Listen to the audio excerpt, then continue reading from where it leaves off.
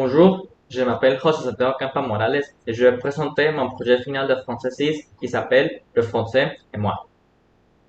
Dans cette présentation, je vais présenter mon parcours avec le cours de français au lycée. Avant, je croyais qu'il n'y a pas besoin d'apprendre une nouvelle langue, bien que je connaissais déjà un peu de français et je voulais continuer à l'apprendre.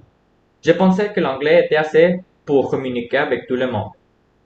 Quand je suis arrivé au lycée, je ne pouvais pas communiquer en français. En plus, ma prononciation n'était pas bonne. Au lycée, j'ai appris à m'exprimer en français. En outre, en découvrant la culture francophone, j'ai appris des expressions idiomatiques françaises comme avoir le cafard ou avoir un coup de cœur. Maintenant, je pense que le français est la deuxième langue la plus belle du monde après l'espagnol et il m'a aidé à mieux écouter les gens et à devenir plus créatif. Le cours de français à l'école a été différent du reste. Ce que j'ai aimé le plus ont été les différents jeux que la professeure a faits. Par exemple, les caouts ou les exercices de vocabulaire. Par contre, ce que j'ai aimé le moins ont été les productions orales parce que je n'aime pas parler sous pression.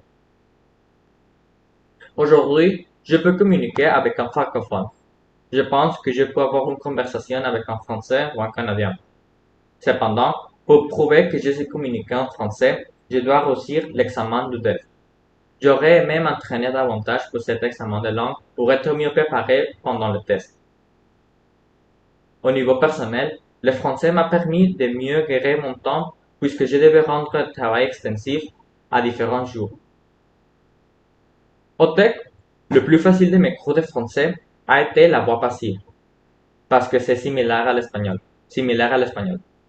Au contraire, le plus difficile de mes cours de français a été le vocabulaire car il y a trop de nouveaux mots que je dois prendre. Parfois, la traduction n'est pas pareille.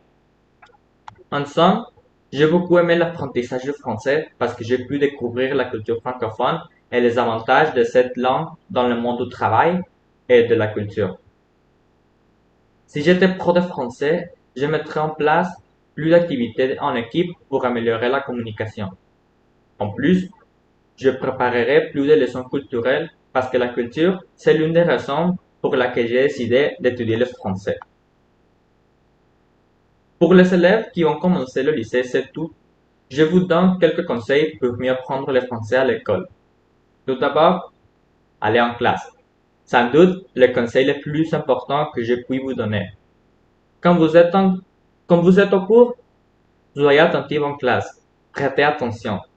Si vous n'êtes pas attentif, vous n'êtes pas en classe. Après, n'utilisez pas le portable en classe.